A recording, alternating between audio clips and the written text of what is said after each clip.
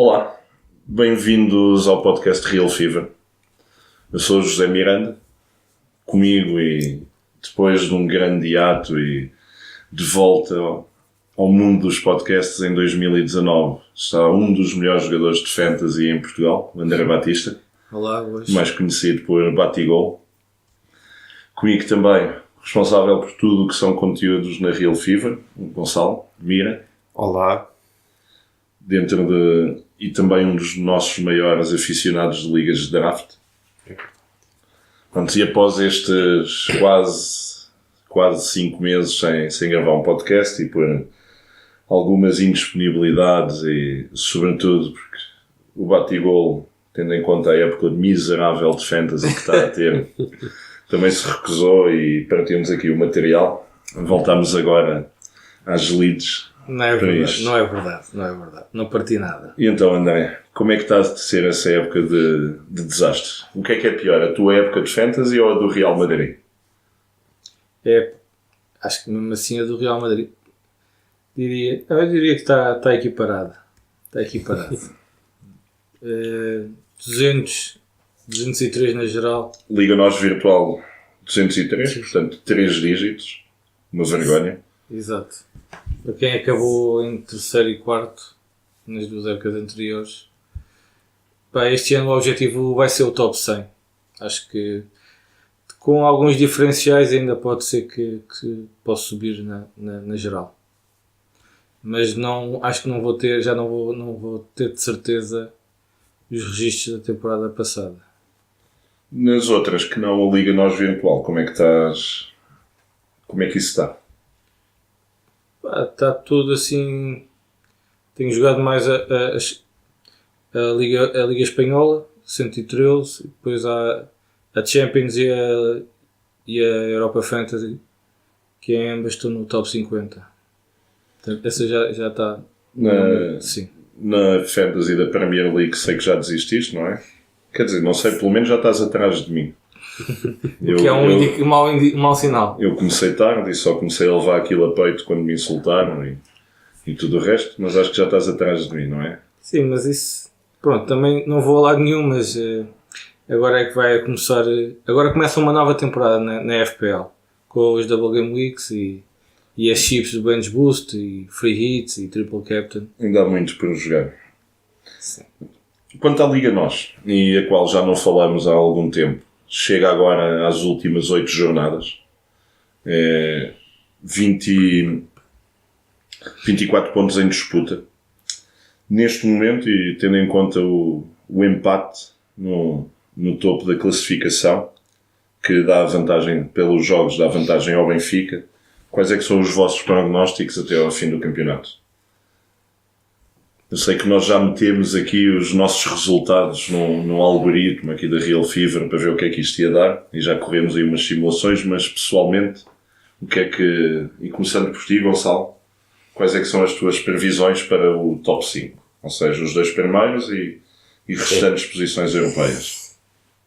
Eu acho que o empate do Benfica com o Belenenses caiu numa boa altura, porque acho que teria sido pior se fosse numa fase ainda mais adiantada do campeonato, e acho que serviu também um bocado de alerta, e acredito que o Benfica não vai voltar a facilitar. Portanto, a minha previsão é o Benfica campeão, o Sporting disparate, o Porto em segundo lugar. Acredito que Braga e Sporting é onde tenho mais dúvidas, porque acho que o Braga é uma equipa que é capaz de ter algumas escorregadelas, sobretudo contra os grandes, onde tem demonstrado ainda dificuldades. Mas ainda assim aposto no Braga no terceiro, o Sporting no quarto e o quinto lugar. Eu acho que o Moreirense vai deixar escapar. Vai deixar escapar. Já está a cobrar. E vai ser o Vitória de Guimarães.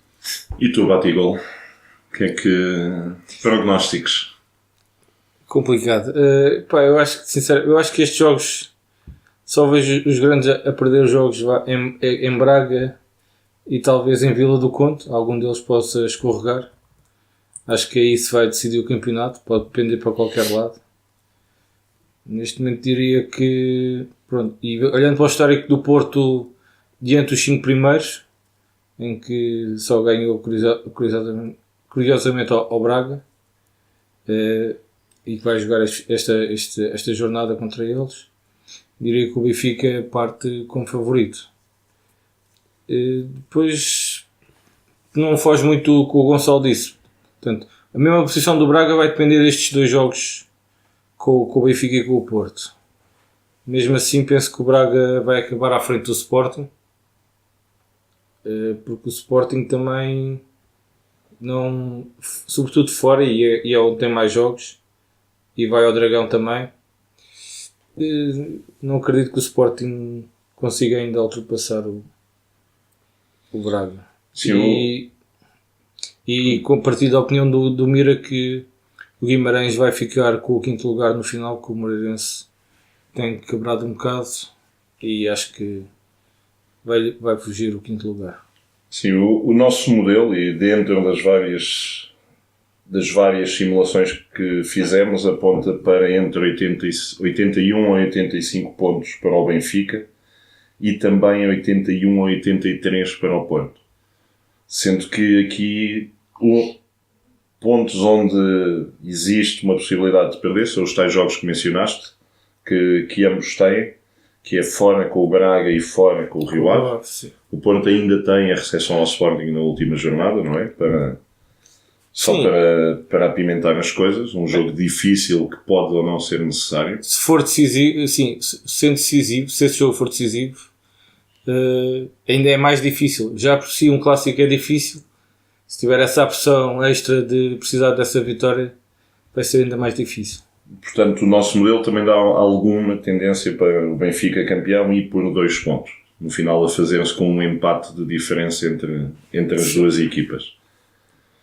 Quanto aos restantes, o Braga também uma pontuação à volta dos 72 pontos e o Sporting para os 68. Embora aqui existe alguma margem de manobra para o Sporting, dado o Braga receber também Porto e o Benfica até ao fim do campeonato e poder perder alguns pontos aí, não empatando nem ganhando.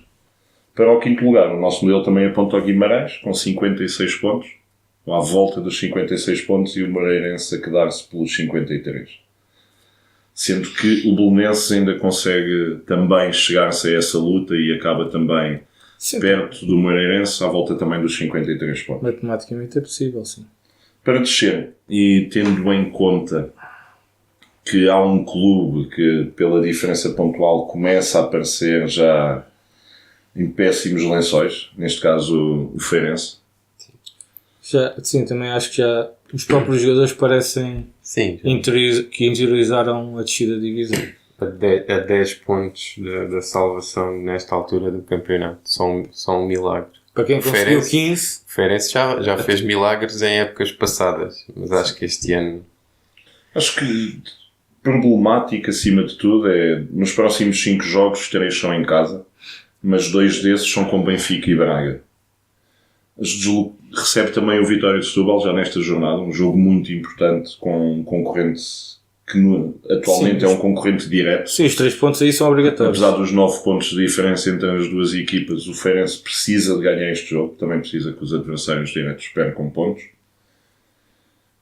Mas em todo o caso, o nosso modelo não é muito simpático para a época do Feirense e prevê que acabe só com 22 pontos, com uma vitória em casa sobre os Chaves, do José Mota, alguns lá um bocadinho mais para a frente, e ainda com um último jogo em casa com o Aves, para uma vitória para a despedida. Portanto, ganhar em equipas treinadas ou que foram treinadas pelo José Mota neste campeonato. A acompanhá-lo, as nossas melhores previsões vão para o Aves e o 16º lugar, que ainda vai ficar um bocado em aberto sobre se dá ou não direito à descida. Isso ainda vai fazer correr muita água. Mas para o 16º lugar, o Nacional com 30 pontos. Sendo que a primeira equipa acima da linha d'água seria os Chaves com 32.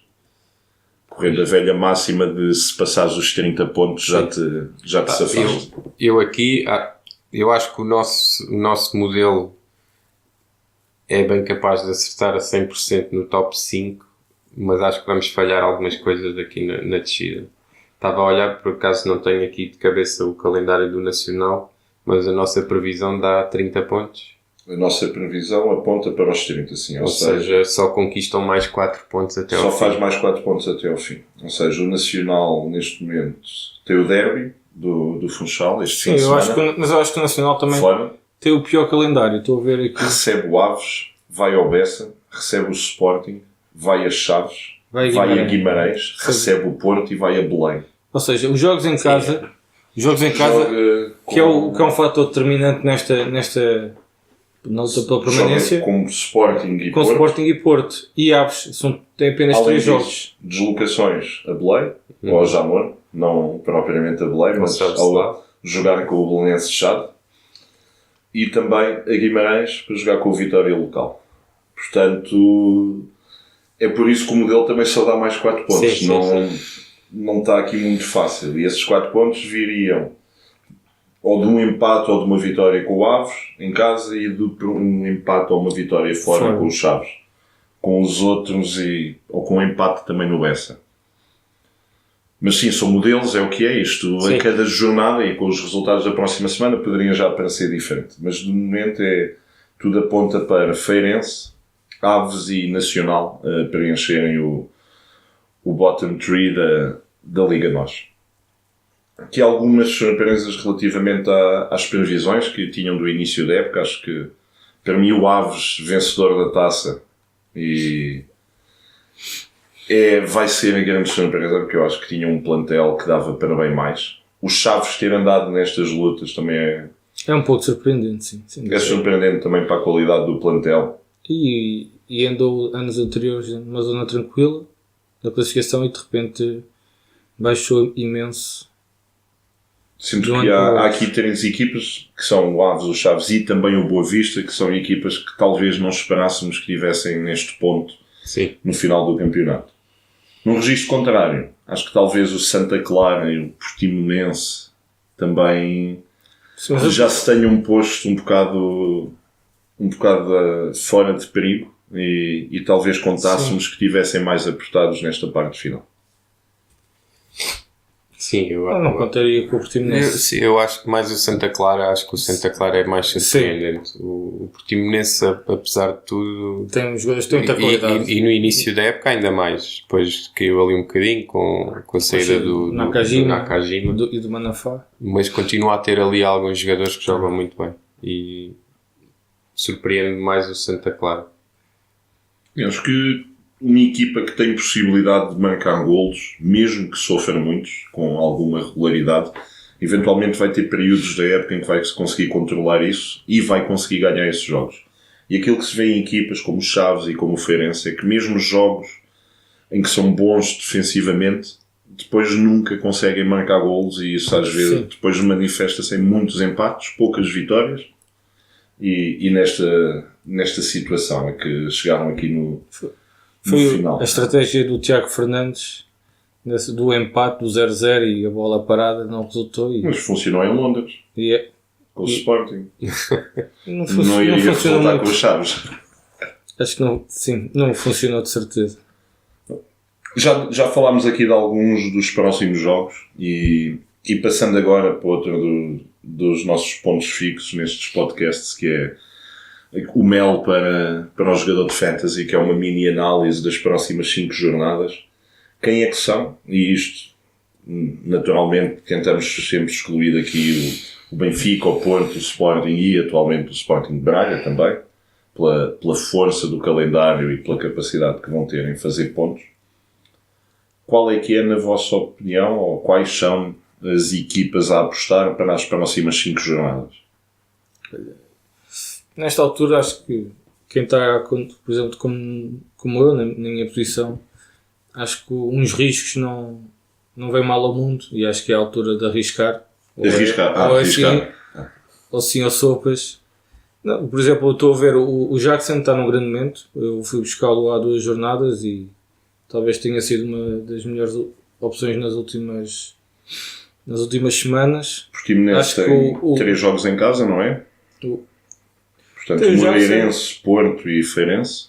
Sim. E o próprio Tabata está num bom momento. E pelo meio vai a Tondela e Setúbal. Okay. Também vejo o Marítimo. Vejo o Marítimo com um excelente calendário, apesar de não ser este ano não ser uma equipa recomendável em termos de fantasy. Mas Recebe o Nacional, o Feirense e o Tondela, e pelo meio vai a Setúbal e vai também à Luz na jornada 30. sim, mas os 3 jogos em casa eu acho que são boas apostas para uma clean sheet. Por exemplo, se tiveres ou o Charles, que faz imensas defesas, ou mesmo o Nanu, Tentar o Zanadinho. tentar não ter o Lucas Áfrico por causa Certo. dos vermelhos, não é? Sim, essa aí não é evitar. E o Jetterson, que é um médio na Liga Nós Virtual, que tem jogado muitas vezes Exato. como ponta de lança, às vezes até sozinho, outras vezes com o Joel. Joel. E eu destacava também o Belenenses, assim, com um bocadinho mais de reticências, porque tem 3 jogos fora, mas são deslocações ao Bessa, às Chaves e às Aves, e depois recebe Santa Clara e Rio Ave. Eu acho que mesmo as deslocações, para a forma como o Belenenses joga, tendo em conta os clubes que vai apanhar todos no último terço da tabela, acho que é mesmo muito bom este calendário para um Belenenses. Sim.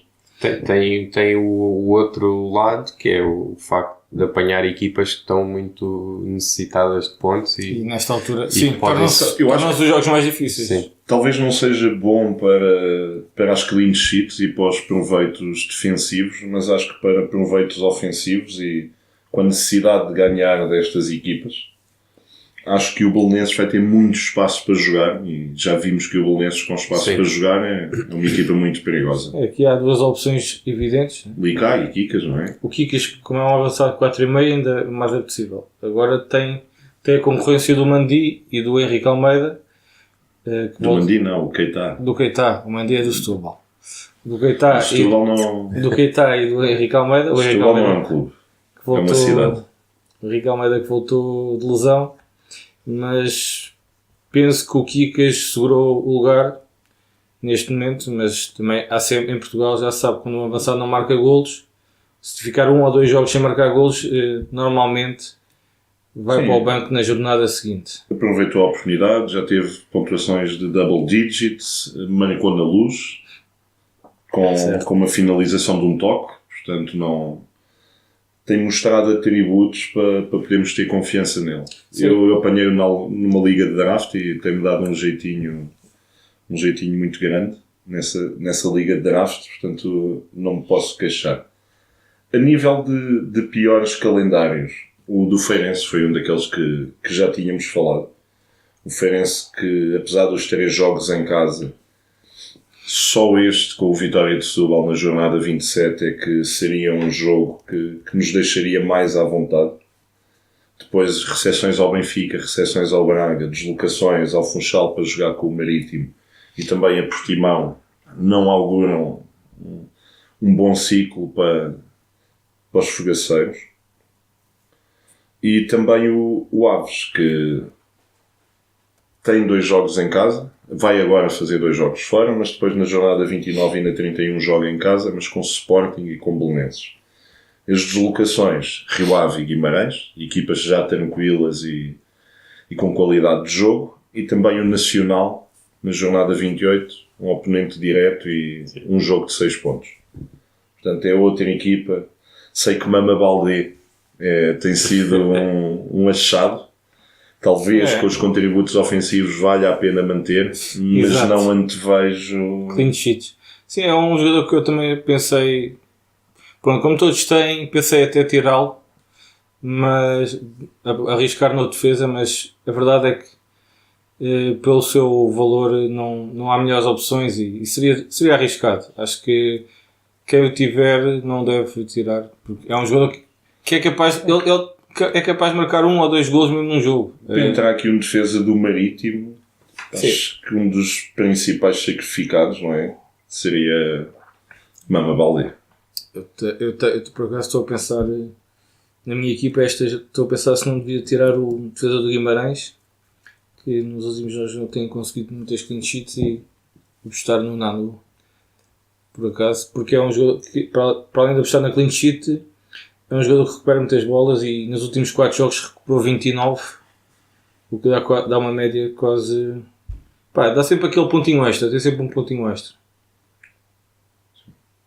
Olhando também aqui para um calendário, como uma equipa a destacar também pelo um calendário mais difícil, o Santa Clara, que apesar de todos os contributos e agora também o Guilherme Chatino também a aparecer e a ser mais um avançado disponível, o Santa Clara recebe o Vitória de Guimarães, o Moreirense e o Vitória de Setúbal, com deslocações ao Belenenses e ao Porto, pelo meio. De um calendário que, mesmo com estas recessões, e sendo o Santa Clara uma equipa com vocação ofensiva, sim, mas nos últimos jogos tem-se destacado pelas clean clean sheets. É uma equipa que deu um bocado a volta. Mesmo com o Sporting, que só teve aquele erro e foi o suficiente para perder clean sheet, o Marco teve 5 pontos. Acho que o Marco é mesmo a melhor opção, é um guarda-redes 4 e a melhor opção do Santa Clara neste momento. O Osama Rashid vai voltar agora de lesão e se continuar com os penaltis também, e pode ser agora seria um diferencial, atenção, Então, porque seria um diferencial nos primeiros. Podemos entrar já nos jogadores e tendo em conta o final de ano em que estamos, não é? Em que já andamos todos a tentar ir buscar aquelas diferenças, a tentar recuperar algumas desvantagens. Exato. Andamos a tentar jogar de forma diferente dos que vão à nossa frente. Melhores diferenciais. Que vai ser uma Rashid agora. Um jogador que muita gente deixou cair e que está a voltar. Que vai voltar, deve voltar esta jornada. Por exemplo, eu tive o Jackson, e eu acho que vai muita gente agora para o Jackson, portanto já não acho que seja um diferencial, mas o Tabata, que tem também grandes pontuações nos últimos jogos, está a passar despercebido. Eu até acho que um jogador que tem estado em melhor forma é o Ailton. O Ailton Bom Morte também, exatamente, também é outro bom diferencial. Quem diria? Fez Ailton Boa Morte. Nas últimas 3 fez 5, 7 e 11 pontos. Sim, 2 golos e 2 assistências, sem dúvida.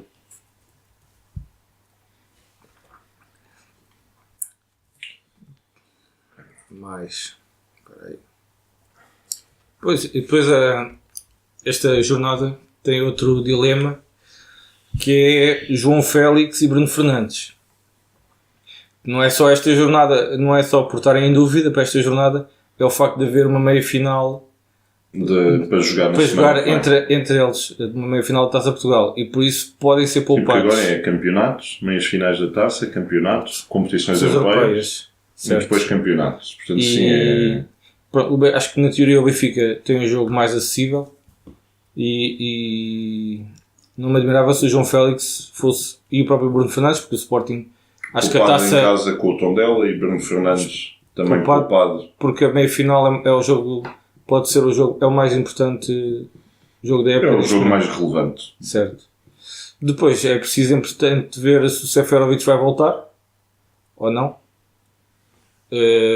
Acho que está dependente da utilização do João Félix, porque o Benfica, com esta entrada do Jonas, teve que mudar um bocado os posicionamentos e as funções dos jogadores em campo. O Jonas assumiu o papel que o João Félix andava a fazer, e o João Félix e as passos do Rafa é que têm andado a fazer o trabalho do Seferovic.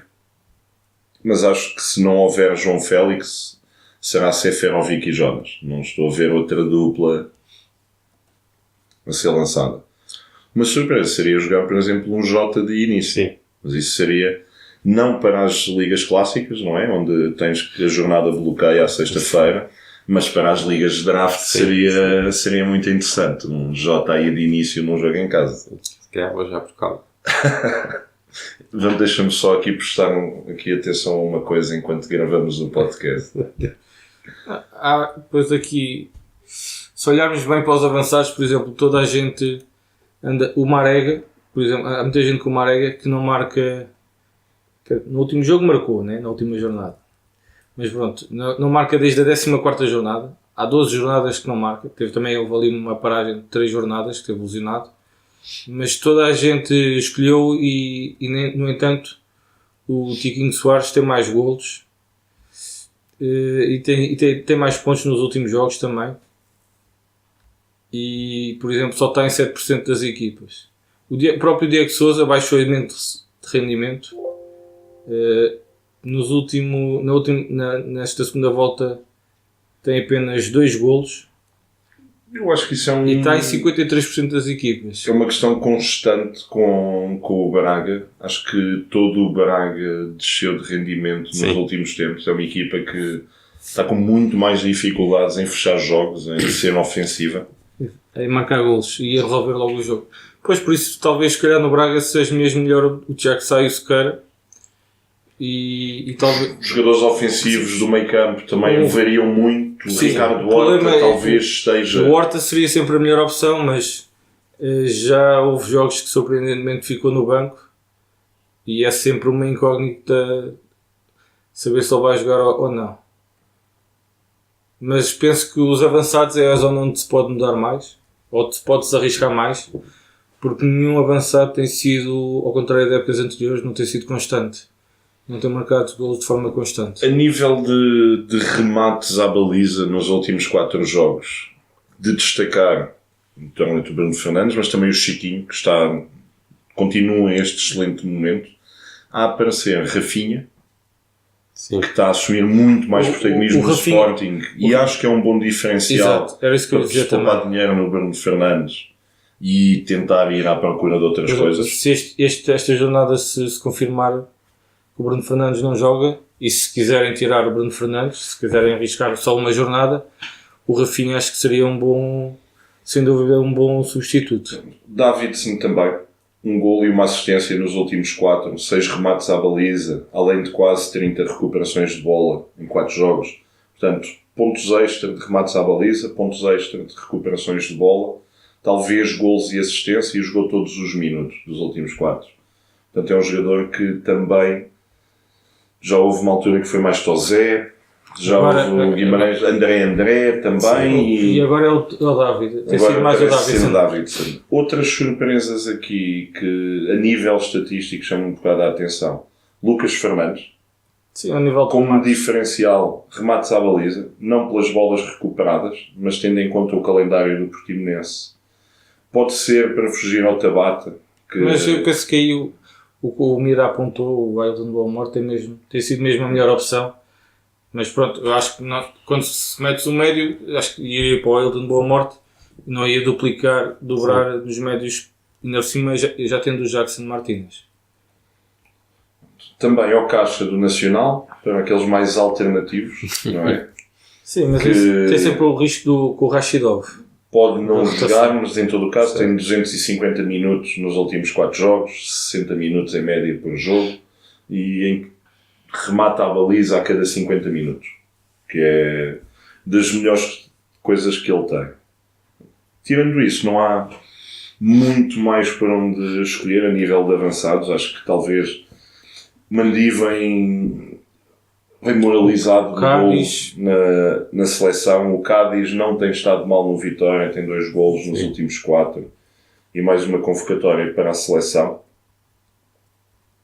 Mas de resto, a nível dos avançados, já está tudo um bocado debatido e olhando para o calendário, só mesmo se o Jackson é claramente a melhor opção. Eu também apontaria, por exemplo, aqui talvez, deixem-me só ver o calendário, mas o Tomané, que é um avançado que marca regularmente gols e penaltis, né? E quando o Tondela marca gols, sabes que o Tomané visita a Luz e visita a Braga nas próximas 3 jornadas, portanto isso.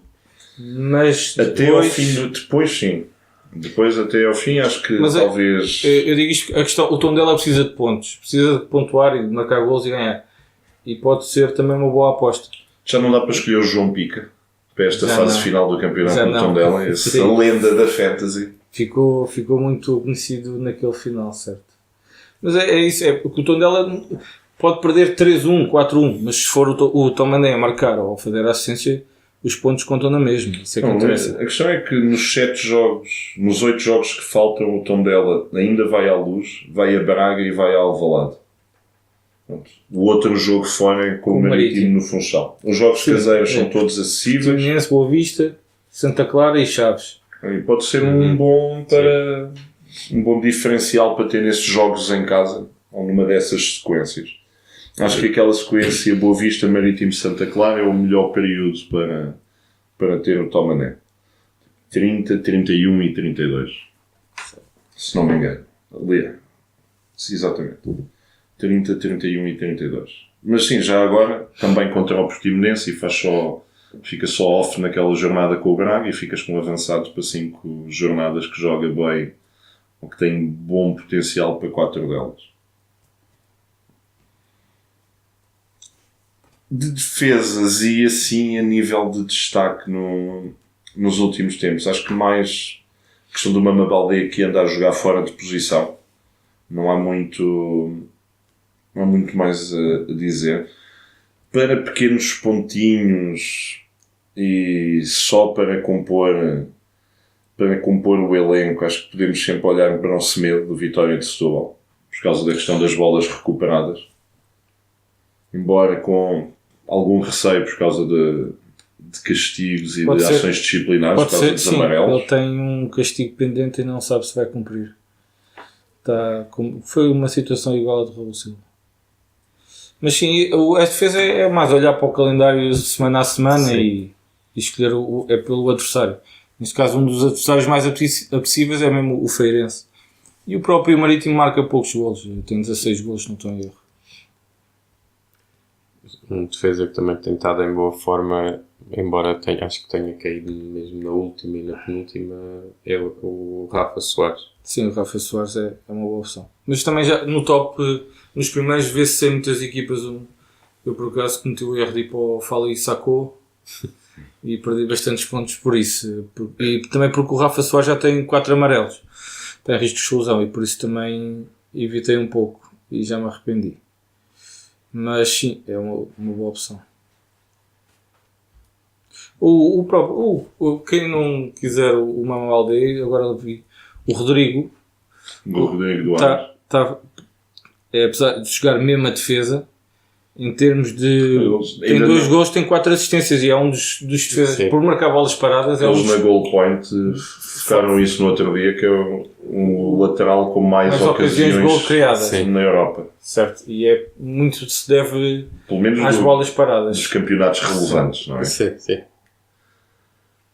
Acho que pode ser um bom diferencial em relação nos pontos extra e tendo em conta bolas recuperadas, acho que talvez, e também os remates bloqueados, o Campi do Chaves é típico central sul-americana, tira-se muito para a bolada. E no último jogo é que teve, não sei se foi 6 ou 7 remates bloqueados no último jogo. Foi. Foi tudo no último jogo. Não foi. Acho que não. Confirma aí, Mira. Então depois já cortamos esta parte. Remates bloqueados, 7. Foi tudo no último jogo? Foi tudo no último jogo. E 5 bolas recuperadas. Fez 10 pontos. Isto é o que dá. Olha-se aqui para os totais nas últimas 4 e aconteceu tudo. Bem, em todo o caso, 7 remates bloqueados num jogo são grandes coisas que estão para vir. Não, é isso. Deste promissor argentino. Sim. Um jogador que bloqueia 7 remates pode. É um jogador a seguir nos próximos jogos, se calhar, com atenção. Sim, o calendário do Chaves não é o melhor, também não é o pior. Mais remates pelo bloqueio. Exatamente, acho que devemos já ficar a ver. Este jogo em casa com o Sporting também vai ditar muito. Mas em todo o caso, tem 2 clean sheets nos últimos 4 jogos, que são presumo que do jogo com o Santa Clara e do jogo com o Aves. Sim. Que com o Rio Aves sofreram o gol do Ruben, foi o último jogo do Tiago Fernandes, portanto já tem uma clean sheet com o Zé Mota. 100% de clean sheets do Zé Mota até agora. Portanto está no bom caminho. E sim, acho que já vasculhámos aqui um bocado. Se vocês que estão a ouvir um podcast também tiverem ideias, mandem-nos no Twitter. Mais novos jogadores. O Rafa. Do outro jogador, já estamos a falar no Campi, portanto já viram onde é que isto anda. Sim. Só ainda não falamos muito dos médios. mas falámos dos médios do Portimonense.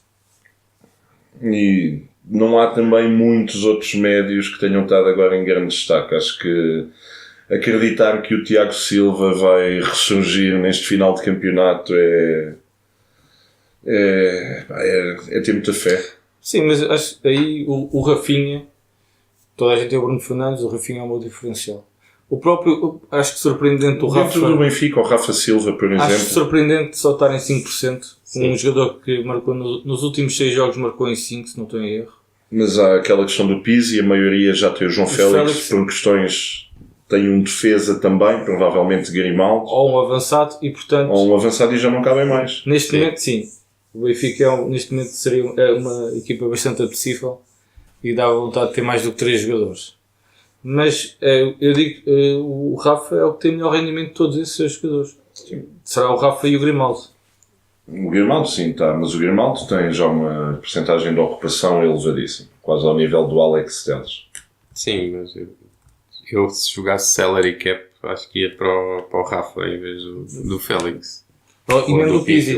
Exatamente. Sim, mesmo do Pizzi. Sobretudo quem tem que arriscar. Acho que isto nem é um risco, acho que isto é sem hesitar. Sim, no outro capítulo, e médios rematadores e com potencial ofensivo, o Nuno Valente, do Vitória, que já no Aroca é um jogador com golo. Não tem golos nos últimos jogos. Só tem um golo de época, mas é um jogador que remata com regularidade e que encontra a baliza com facilidade. Não acho que neste momento tem um remate à baliza pelo menos por jogo, ele vai conseguir. Mas sim, não há muito mais por aí fora por onde o Mateus Oliveira, por causa das bolas paradas, no Guimarães, mas já falámos no Davidson. Sim. O Fran Sérgio, que estatisticamente tem sido uma desilusão este ano, não... Sim, e não me parece que vai melhorar muito. Sim, eu acho que a incerteza dos 11 do Braga faz com que quase a opção mais certa seja o Claudemir. Sim, porque naqueles mais ofensivos tens sempre o risco dele não ir para o 11. Eu também há outro, mas em todo o caso já apostei dele no passado, ele teve um bocado mal.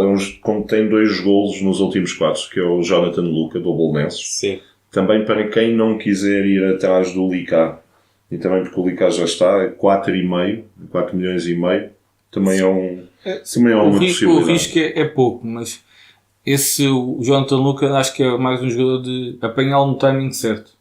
Enquanto há jogadores, o Licá é um jogador agora que ele já marcou os 2 golos, já passou o timing certo. Sim. Se calhar sim, exato. Por exemplo, o Licá... Deixa-me só escrever aqui essa previsão. Não marca mais até ao fim do campeonato. Não foi isso que eu disse, mas é o timing. Por exemplo, o Licá, comparando com o Licá, tu sabes que em 5 ou 6 jornadas ele vai marcar ou assistir nessas 5 ou 6 jornadas. O Luca pode não fazer nada nessas 5 jornadas, mas nas próximas 3... E ficar no banco, como já me aconteceu. Sim.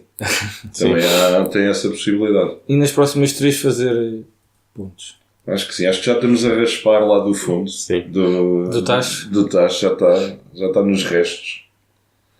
Em todo o caso, se tiverem outras ideias e ideias diferentes, deixem-nos no Twitter. Para nós também aproveitarmos, para as nossas equipas. Não para difundirmos, mas para o nosso usufruto pessoal. Agora que já olhámos para tudo o que é a Liga Nós Virtual, queria só voltar aqui ao Gonçalo e às ligas de draft, porque o Gonçalo este ano teve a fazer uma mega liga de draft. É verdade. E que está-se a aproximar da fase decisiva. Sim. E eu vou explicar isto de forma muito rápida. Basicamente, nos anos anteriores, joguei sempre 2, 3 ou até 4 ligas de draft. E às tantas uma pessoa acaba por dar mais atenção a uma do que a outra, e pronto, mas queria ganhar todas, torna-se um bocado incomportável. E morreste na praia em todas. Não, acho que ganhei uma. Estás a torcer por muitos jogadores ao mesmo tempo. Não, esse era mesmo o problema principal, porque eu estava a festejar um golo que numa liga me ajudava, mas me prejudicava noutra. Isso é o principal dilema de jogar várias ligas de draft, pois é que às vezes estás a torcer contra ti próprio. Tu não sabes se deves variar as tuas escolhas ou escolheres os mesmos. Sim. Porque então, o que fiz este ano foi, primeiro, abdiquei da Liga de Draft aqui da Real Fever, porque como já somos mais do que 10, dei a oportunidade às pessoas novas que ainda não tinham jogado e abandonei esta. E depois dos outros grupos de amigos, consegui juntá-los todos num só grupo. Amigos e amigos de amigos e montes de gente que eu nunca conheci. Atenção, há lá gente que eu nunca conheci, mas pronto. E então juntámos 30, basicamente, fizemos 3 ligas e fizemos 3 ligas de apuramento depois para a fase final. A primeira fase foram 18 jornadas, em que jogamos duas vezes contra cada adversário, e depois os 3 primeiros de cada liga, mais o melhor quarto, passavam à liga de finalistas. Depois os 3 piores de cada liga e o pior sétimo foram para uma liga de consolação e os outros para a liga da mediania, vá.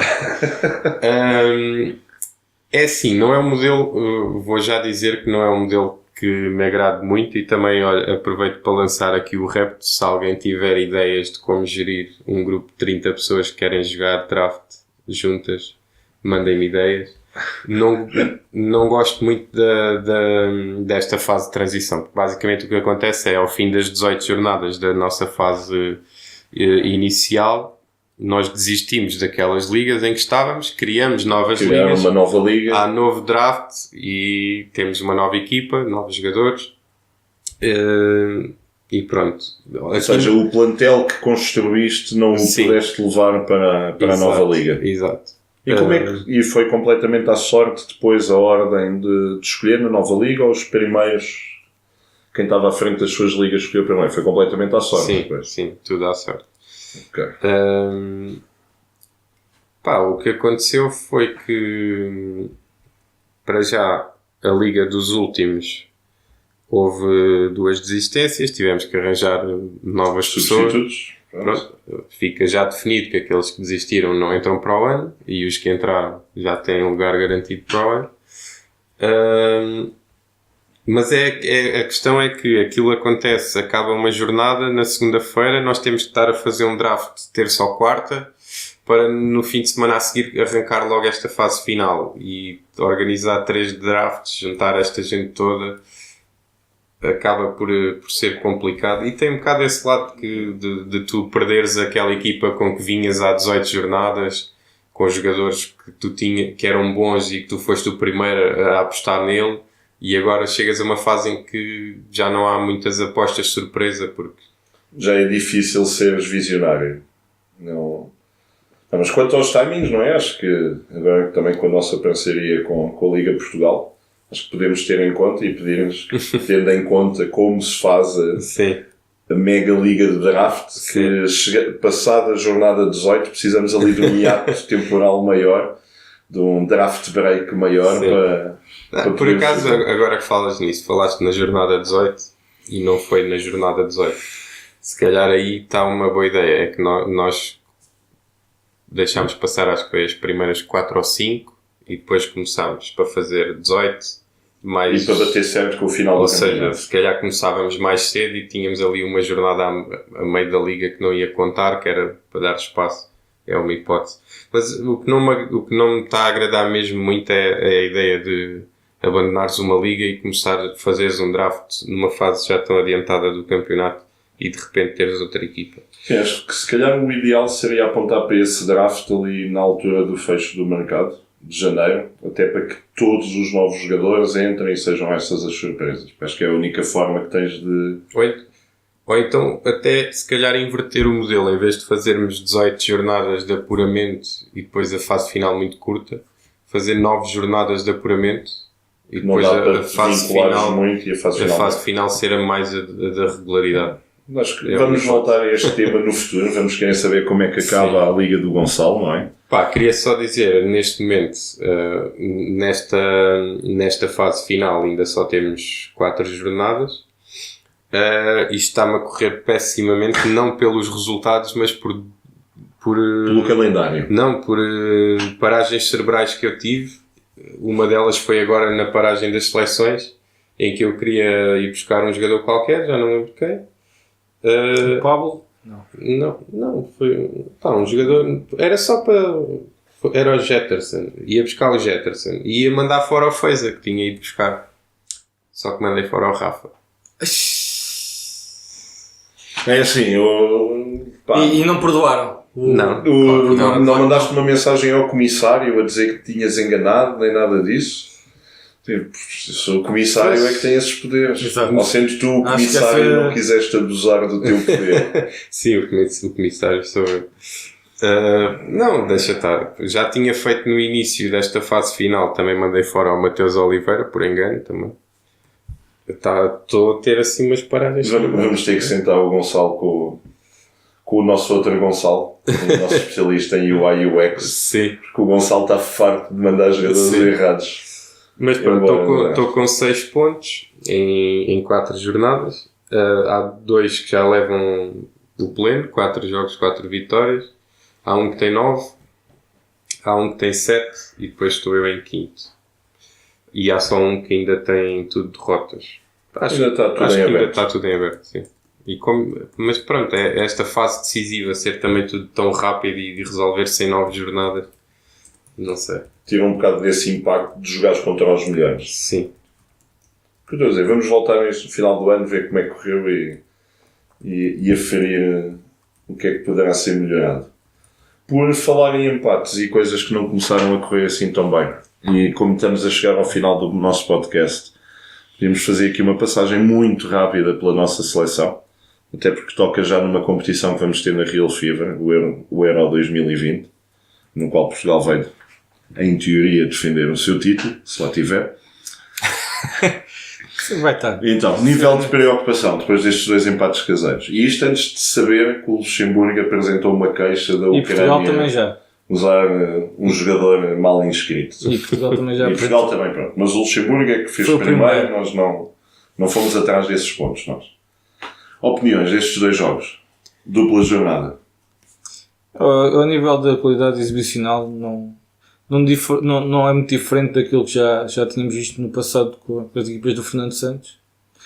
É como... E empates? Empates? Define. Empates. É de Define empate. a seleção numa palavra. Empate? De empate até à qualificação final. Agora já não há vitória.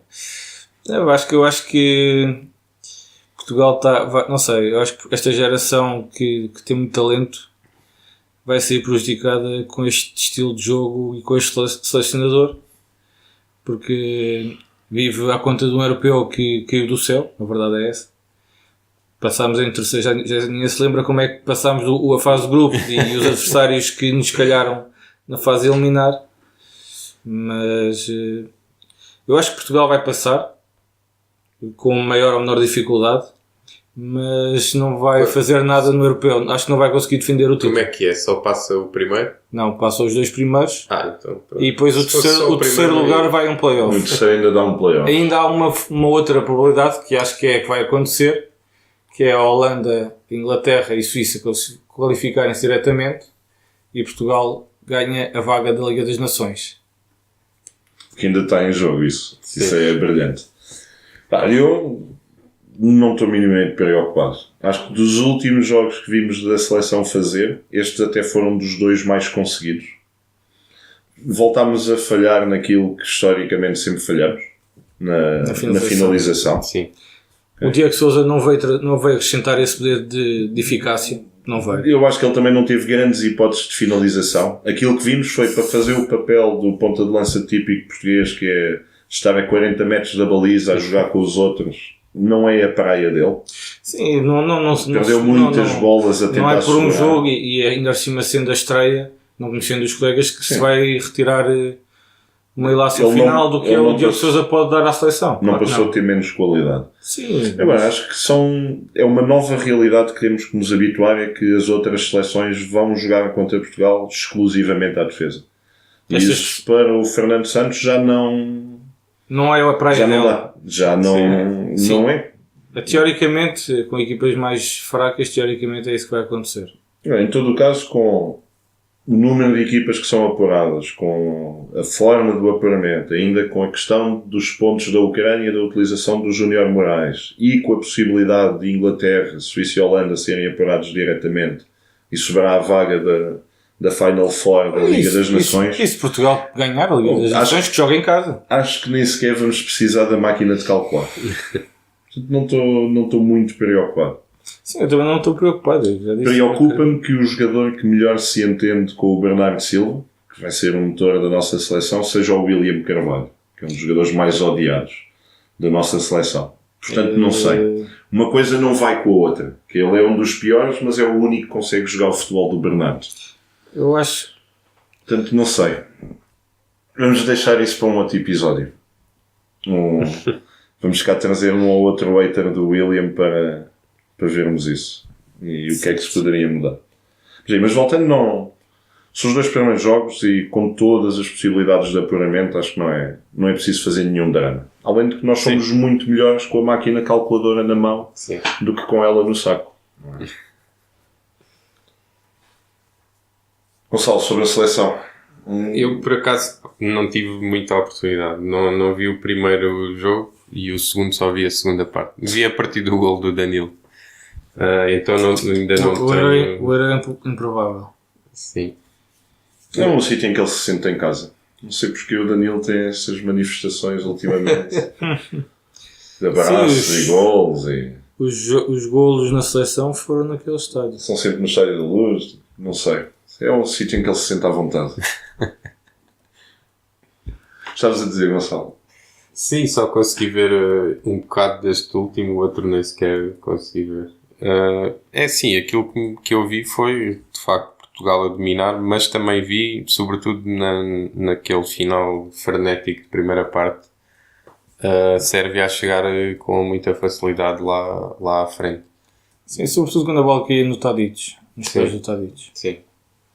Mas sim, eu acho que... Nós temos 2 centrais, não é? Um joga no clube à direita, o outro joga no clube à esquerda. Na seleção trocam de lados. Portanto, acho que tinha tudo para correr mal, aquela defesa. Só temos sofrido um golo nestes 2 jogos, acho que até foi relativamente bom. Até mostrou alguma solidez. Embora neste jogo jogou o Danilo e o William, não é? Para garantir também que...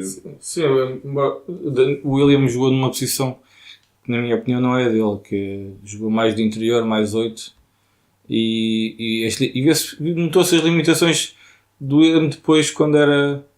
porque aquele é o médio com mais chegada à área e nos últimos 30 metros a decidir e a finalizar, o William mostrou as limitações que tem. Portanto, eu sinceramente o que mais me preocupa mesmo é o rendimento dos jogadores com este selecionador, porque nenhum tem o rendimento que mostra nos clubes e acho que isso é o mais preocupante. Às vezes é um bocado de mistura de estilos de jogadores, em que nós temos ali uma série de jogadores que são para a ópera e para tocar música clássica, e depois temos uma série deles que são para heavy metal e para ti aquilo tudo. Sim. E estamos a tentar misturá-los num estilo de jogo que não está bem definido.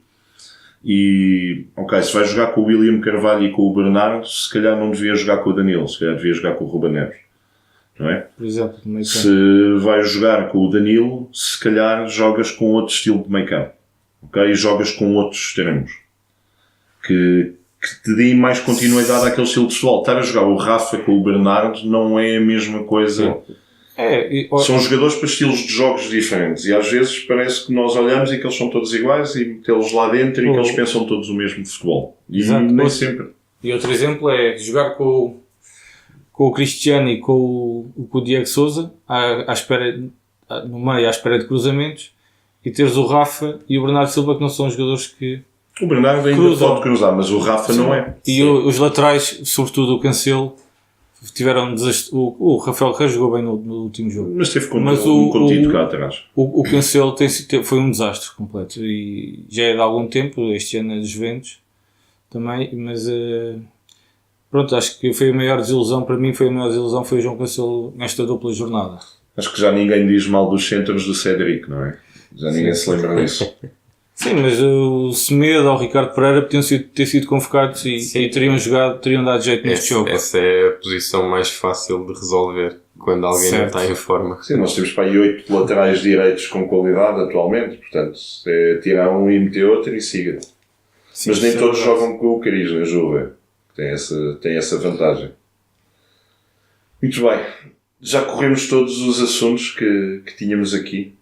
Alguma nota? Alguma dica que queiram deixar? Algum apelo? Alguma queixa? Não tem. Então, a não ser o único apelo é não vejam a CMTV. É o teu canal preferido, Batista. Isso não é bem um apelo, não é? Não vejam a CMTV. Isso é um estilo de vida. Quase. Isso é quase um estilo de vida. Não, isto falamos de futebol, exclusivamente de futebol. Sim. Dentro de campo, algum cá fora, mas pronto, também há jogadores suspensos, não é? Jogadores que ficam na bancada e treinadores. Eu queria só deixar uma nota de reflexão, que é só para pensarmos todos um bocadinho nisto, que é da última vez que gravámos um podcast, o Benfica era treinado por Rui Vitória. Não se esqueçam. Pronto, e com este momento de desapontamento mas ele está muito desiludido. Acho que tu foste o que ficaste mais desiludido com isto. Não. Só porque isto é uma coisa que as pessoas se esquecem, que o Benfica foi treinado por Rui Vitória. E o Peseiro era treinador do Sporting? Isso já não sei. Isso não sei. Não sei se foi assim há tanto tempo. Até porque o Varandas não teve luzes nem nada disso para ajudar a manter o Peseiro no posto de trabalho dele. Não, é os sinais da vida. Entretanto, Rui Vitória continua a encher a sua conta bancária num país com uma competitividade futebolística menor. Portanto, e a manter o seu pendor de defensivo? Não, o pendor de resultados nas competições não europeias, mas asiáticas. Tem conseguido... A Liga dos Campeões mudou de continente, mas o Rui Vitória mantém ali. E com esta nota de constância de Rui Vitória ficamos e terminamos o podcast por hoje. Vamos voltar daqui a 15 dias. Okay? Não vamos voltar daqui a 6 meses, como foi da última vez. Qualquer dúvida, questão, sugestão... Redes sociais. Queixas, mandar vir, insultar-nos, sobretudo insultar-nos, que é das coisas que nós mais gostamos e gostamos mais de responder. Redes sociais, procurem-nos no Twitter. Okay? Zé da Nave, 9 Batigol 20, um dos piores de sempre para ser decorado. Okay? E Goncaldo Mira. É fácil, é o meu nome.